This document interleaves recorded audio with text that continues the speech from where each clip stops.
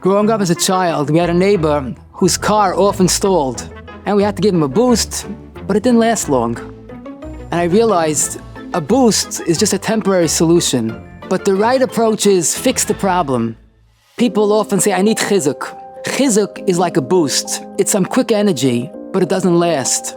What we need is a right hashkafa, a right appreciation, a right understanding of what's really important to us. The Gemara tells us in Kedushin Pei Aleph about Rav Amram Chasida. We find in the end of Saita and in Nida Daf Yud Zayin as well that the greatest title that a person could earn is the title Chassid, even greater than a tzaddik. What was Rav Amram's credentials that he earned this distinction?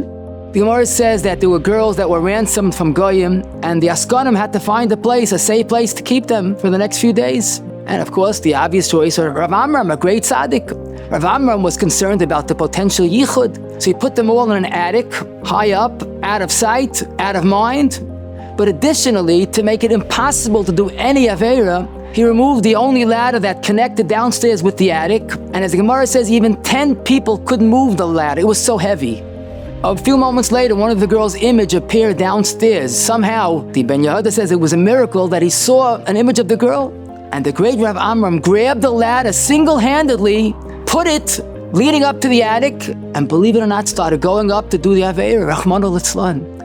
And then he realized, oh, what am I doing to myself? And he cried out, fire, fire in Amram's house. And his Talmidim came running, thinking there's a fire, and they understood exactly what was going on. And they looked with disbelief, as if to say, Rabbi, aren't you embarrassed? And his response was, I'd rather be embarrassed now than be embarrassed for eternity. There's a lot to learn from this story. But I think the most important message, which is not just chizik, but it's a guiding force in life, is that at that moment he became Rav Amram Chasida.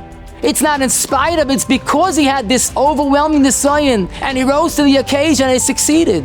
It's like Yosef HaTzadik, his sitkas came because of the greater nisayon. I've seen this over and over again in my experience with people.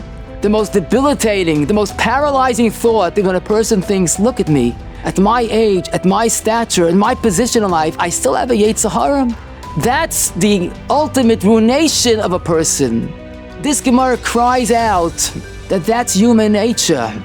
But it's the stepping stones to greatness. A moment of Vayimaen is when Rav Amram became Rav Amram Chasida. I remember vividly, I was in 6th grade as I was a 10-year-old.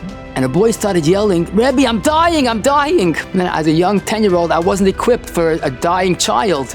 Our Rabbi was smarter than us. He goes, why are you dying? He says, here, I have a lead pencil, and I stuck it into my finger. I'm dying from lead poisoning. I think back, and it's funny. But when adults make the same mistake, it's sad. We have an asaying, we have a temptation. We think we're dying, we're dying. We're not dying, we're rising, we're growing. We're becoming a greater person. We're not doomed, we're destined.